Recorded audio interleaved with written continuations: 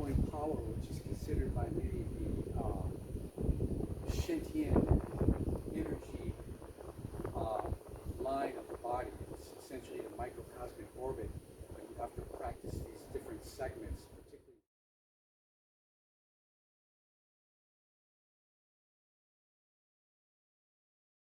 Gates.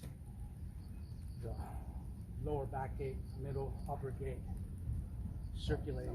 Because if you want to adjust the lower gate, you tuck this way with the pelvis. If you want to adjust the upper cervical gate, you pull it the other direction, pull it in. Feel for the chest to lift up and for this to open, this space to open. Based on developing this line, you have the meditative side, the cultivation side, and then the martial use of that.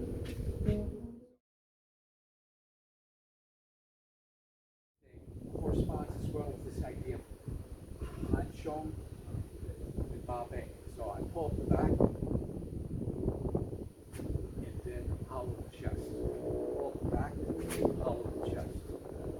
Pull up the back like a key tread and hollow the chest.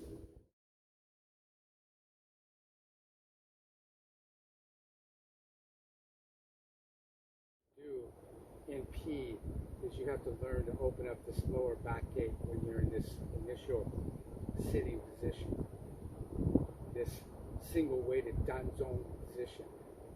You have to open the low back. The next part of that is to follow this wave from the low back and move it up back, where you're going to use a wave moving up through the arms as the energy sinks down through the front of the body.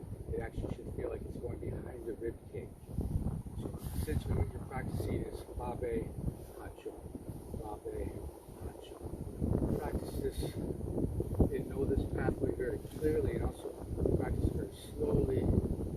So essentially you can do this hanchong one vertebrae at a time, starting from the very bottom of the spine.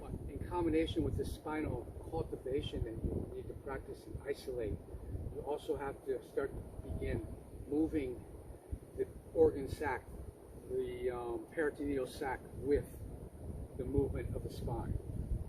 In alchemical sense, in a cultivation sense, you use the breath to lift up this peritoneal sac and take it along step by step with the back three-gate sequence. Peritoneal sac adds a certain degree of heaviness and power to the spinal weight of that. But you're essentially just picking up this organ sac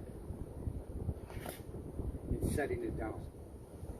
Babe and hanchong, very important practice piece in order to develop power through this range of motion.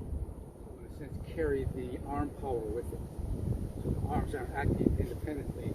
They move with babe and the hanchong.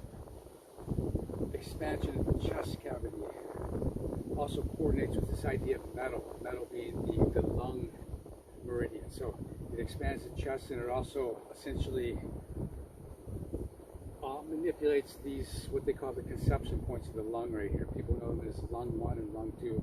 So this kind of movement is very important to stimulate this particular lung meridian movement that you do in Petra. In usage, you can see this extrapolation of all of these gate openings, particularly these two major gates, low back gate, upper back gate, and the hanchong babe. So it's a kind of right angle contact point that you're trying to pick up. If I go to this side, I get this right angle contact. At that point, I can start using the Shu JIn power, goes all the way to the foot, up the legs, opens to the big bend, circulates up the thoracic channel, and then up to the very top of the head. Then you use the Shu JIn. If I want to bear down on this joint, what do? I use the tiger neck.